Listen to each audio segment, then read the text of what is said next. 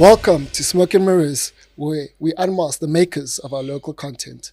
Today we have a special guest. I'm going to read some of what he's done.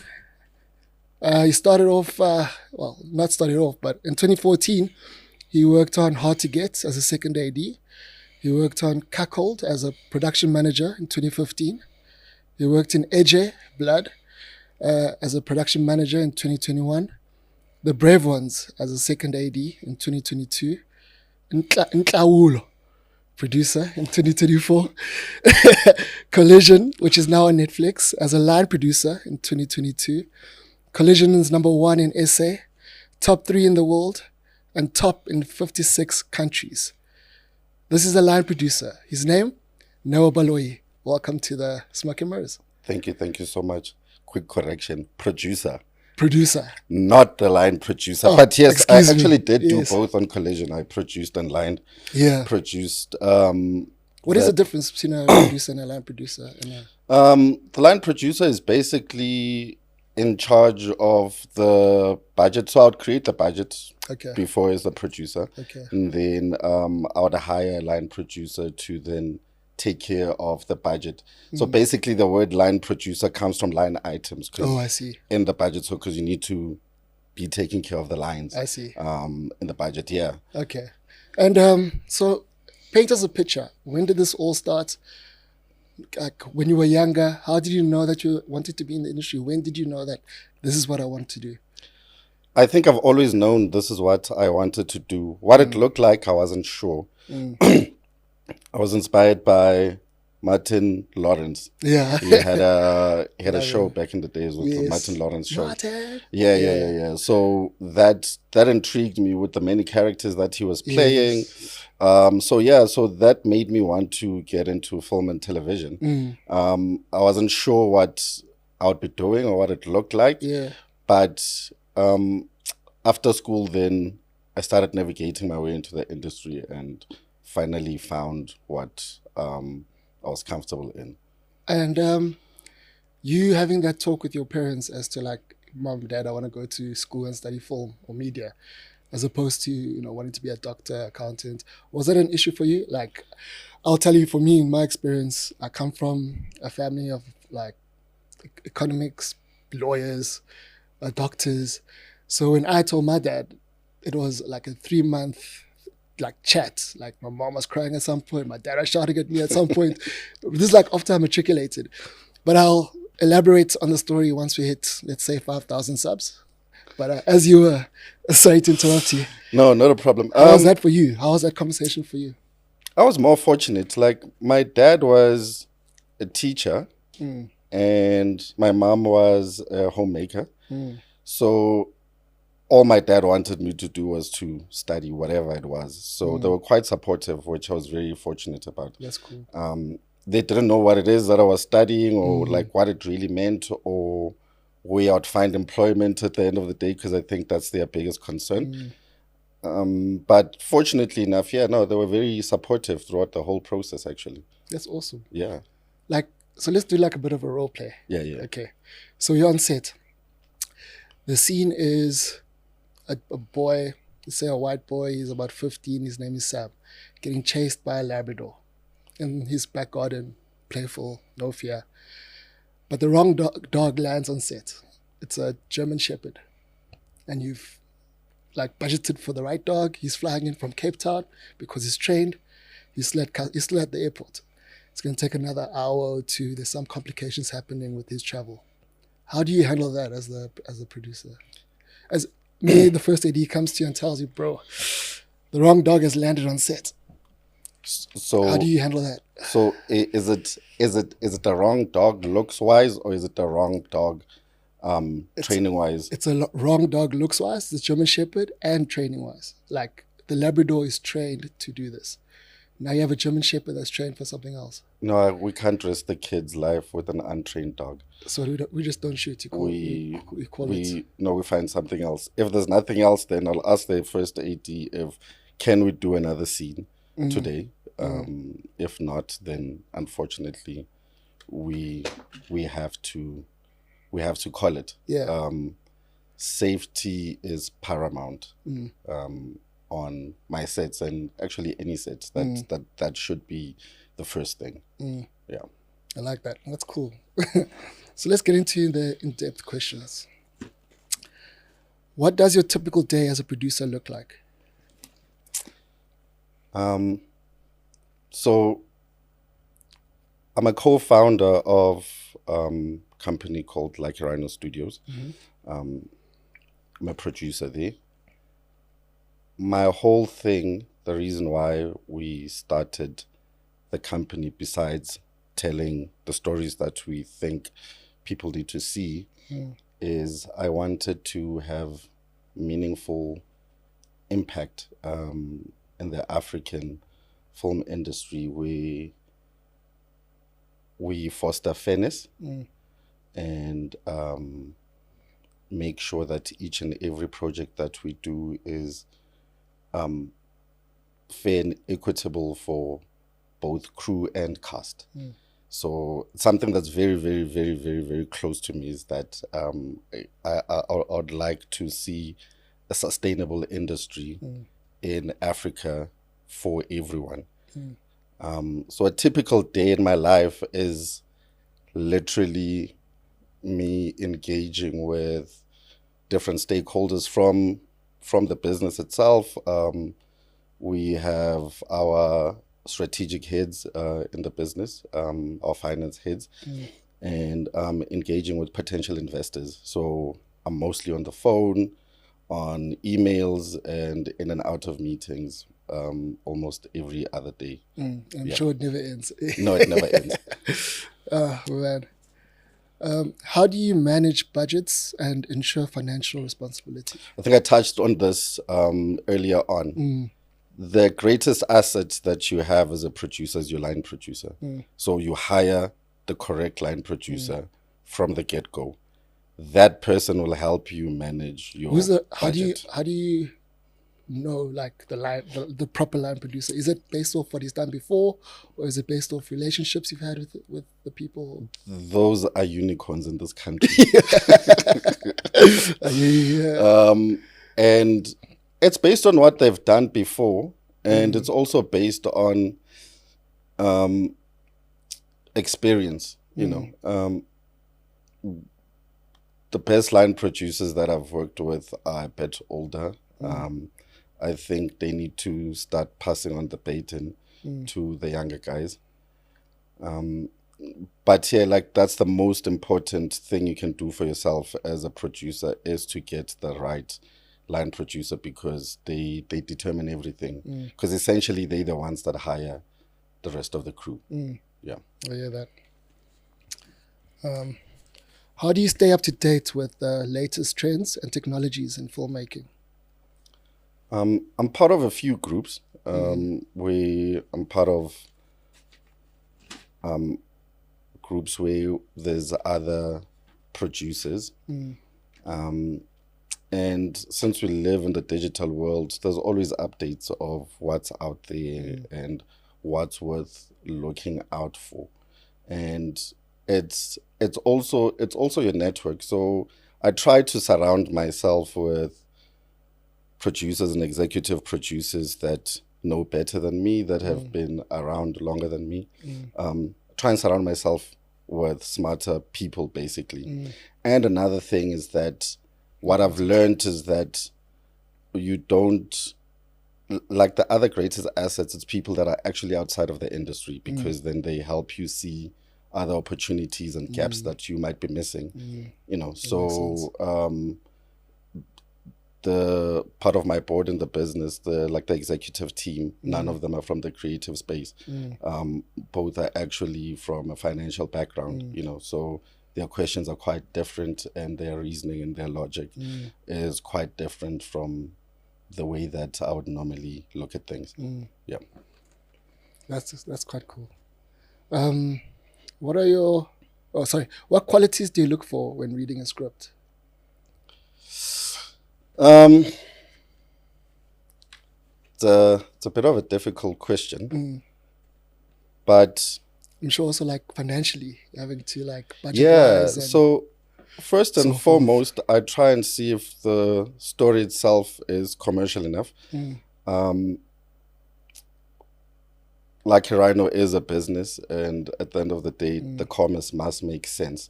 So I look for commercial viability within a script, right?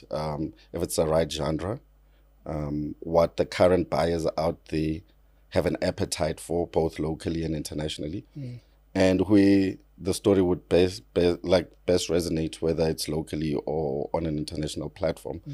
And yes, as you said, the monetary part of it, how much will it cost to make this, and where could we possibly source this funds from?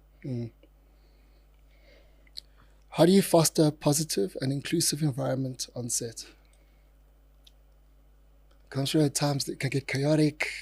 I'm sure, like, just dealing with 100 and something people on set, and how do you manage all of that? I think as part of the like when you're hiring HODs, another thing that I look for in consultation with the line producer and the production manager, besides your experience in the industry as that HOD, like your personality for me counts a lot, right? Like I like working with people that are level-headed and calm, because you've been on set, it feels like you're at war every day. Like it's very, very chaotic. So it can be like a domino effect. Yes. Like, so if the leadership team has a calm and clear head and can communicate with people, are able to articulate themselves very properly and in a calm manner, I think the rest of the crew will follow suit.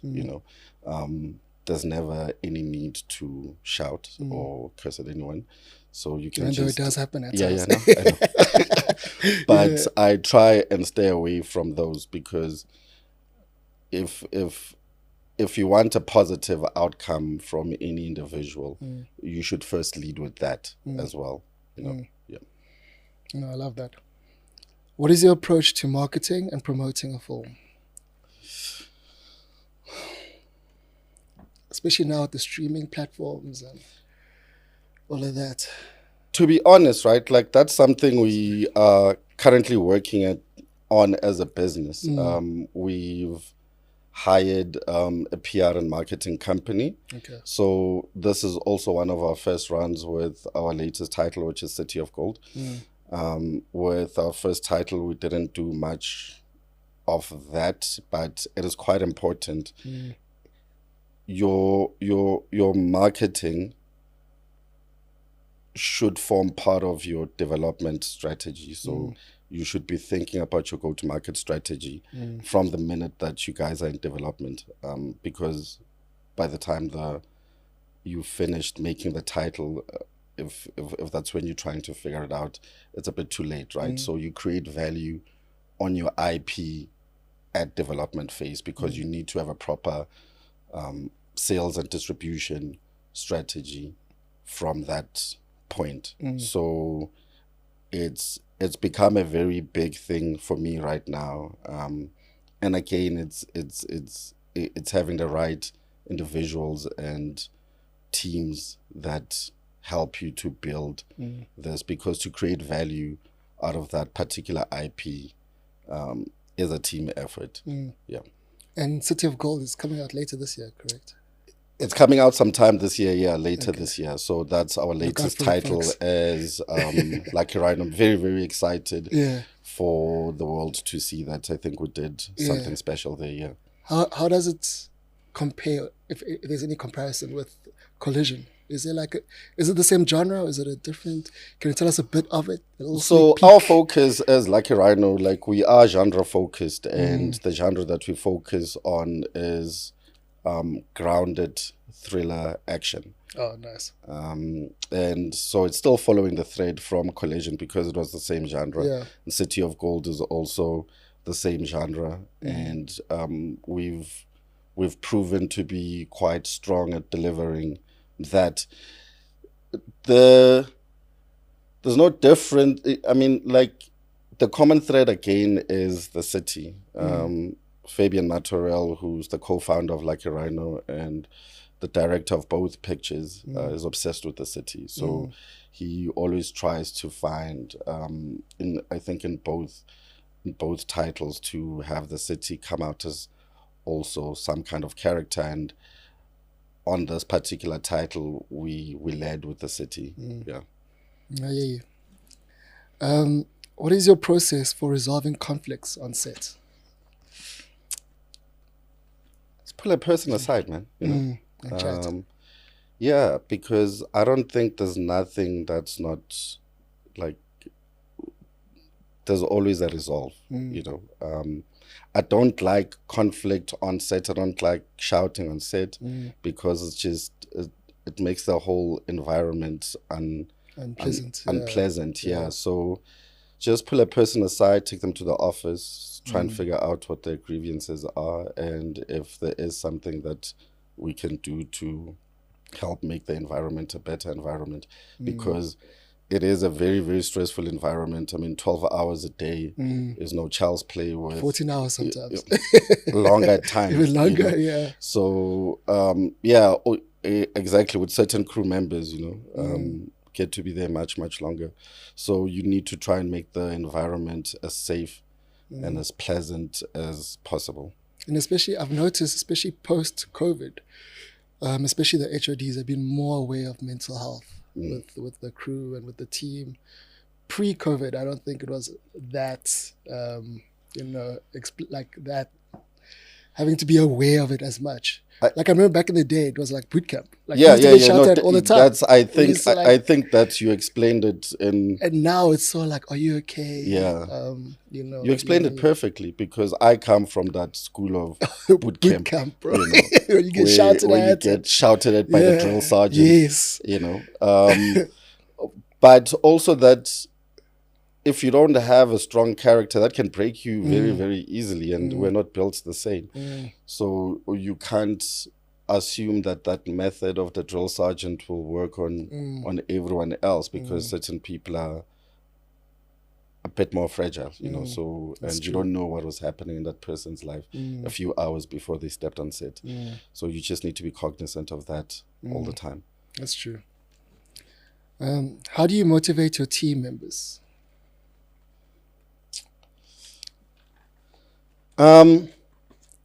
Firstly, for me, it starts from the hiring process, from crewing up, from casting. It's to ensure that you are happy with the contract, both financially and otherwise, because like, I might be putting myself in a corner here, but I honestly try my hardest not to negotiate rates. I try. I hear that. You know, that's when things. Yeah, because and the lack of proper frameworks in this country, you know, makes it, you know, people get exploited. So I try not to negotiate rates. So I try to start there, you know, so you are happy to come to work, because you are also getting what you'd ideally want, you know, to take home. And besides that, again, it's to make sure that the people that you hire are just generally pleasant people to be around, you know. And then that will trickle down to the whole crew and cast. Yeah. Do you do that thing like on day one of shoots? Everybody huddles up and you have a little bit of a speech. It's very important for me. Yeah. I find it very important. I call safe sets on each and every production that I do. Okay. So we first, like, I call safe sets to discuss the importance of creating a safe environment for everyone first and foremost, you know, that harassment won't be tolerated in any shape or form, you know. And then then I would speak and just make sure that everybody has fun. There's a DOP, his name is Brandon Barnes. once said Sounds to me, familiar, yeah. it's a miracle to be on set, you know, because of what it takes from script to financing and to land up there. Many scripts die on laptops, you know. So it's a great privilege and a great miracle for us to be standing on each and every set that we find ourselves in, because many projects don't get any green light, you know. So if you understand that at the beginning, then I think you'll create that environment, just to understand that it's a blessing to be standing there and doing what you love and motivated to wake up and go and create something great. Because I believe most of the people that are there really do enjoy and love making films. Yeah. Wow, that was awesome. Now for the games segment.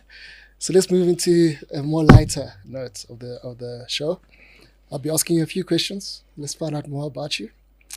If you could star in any movie, what would it be and what character would you play? Batman. All right. Okay, I see you. Love Bruce Wayne, man. And that lifestyle, like yeah. But saving the world at the same time. Yeah, I love dope cars. Like, I'm a car fanatic. I'm a petrol head. Yeah. He always has a sick collection of cars. Like the Batmobile is amazing. And also, he's a normal guy with just a lot of money, you know. True. So that's his superpower. Like, that's, you know, definitely Batman. Yeah, I hear that. Which movie soundtrack would you choose for the soundtrack of your life? For my life? Could be a TV series as well. It's a bit of a hard one. Damn. I know a TV series. But I will answer these questions once we reach 20,000. I would say Interstellar. Ooh, Interstellar is quite deep. Yeah, that's quite deep. Yeah. That's like the James Blake type vibes. Yeah. Okay. What is your favorite movie to watch over and over again, and why? It's not a movie, right? Or a TV series. Yeah. It's a series. I watch The Simpsons every night before I go to sleep. Really? Without fail. Yeah. Like, it comes with, like, Homer Simpson calms me down. That is surprising. Really? Yeah. Because he's hilarious. Yeah. So I love The Simpsons, and that's what I watch almost every night, and I've watched all seasons. Yeah. I'm just repeating it. I love that. If you could have dinner with any movie character, living or dead, who would you choose? Again, the DC world. Yeah. Batman. DC Marvel. Yeah, Hulk. Mr. The Joker. The Joker. Yeah. But the Heath Ledger Joker. Yes. What movie quote always makes you laugh or cry? I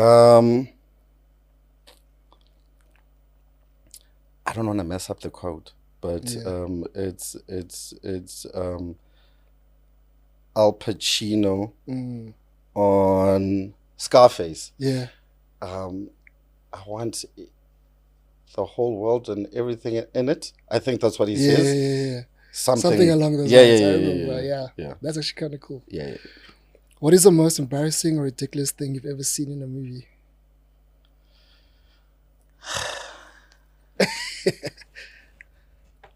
I can't stomach Tyler Perry's movie. Really? I try, guys. No shade. Like no, man. Like, he's like. But I hear you though. Like he's an important figure in filmmaking, but and I respect him, and you know, he's built something big and amazing, but it's the same, like, I don't know, it's the same thing, I guess. I find it very difficult. Yeah, I hear you. So you haven't watched any of the latest stuff? No, like, I've tried. Hey, like, I've honestly tried, because he clearly has a formula that works, right? And we need to respect that. But because he gets the views, he gets the numbers. Yeah, but just like on a personal level, there's a niche market he's catering to, I guess. It's just a personal. Yeah, it's just a personal thing. Like, it doesn't speak to his work or anything. It's just yeah, it's just a personal thing. No, I agree. What movie would you put on a desert island and why? So that's the only movie you can watch until you The Simpsons. shock. Oh yeah, I guess. Okay. Anything else? But like, I hear you though. The Simpsons is crazy. Even South Park is. The Godfather. Ooh. Yeah. It's like a classic. Yeah. That's a well-made picture. Yeah, it is. I strive for that one day, to make titles that are that timeless. I saw, and I never thought that I'd ever say this in my life, but I saw Titanic. It was on Netflix at some point. Yeah. And it still resonates. It's perfect. It's such a perfect picture. Like it's done so well. Yeah. Yeah. From the soundtrack to the cinematography it's unremarkable. If you could change one thing about a movie, what would it be and why?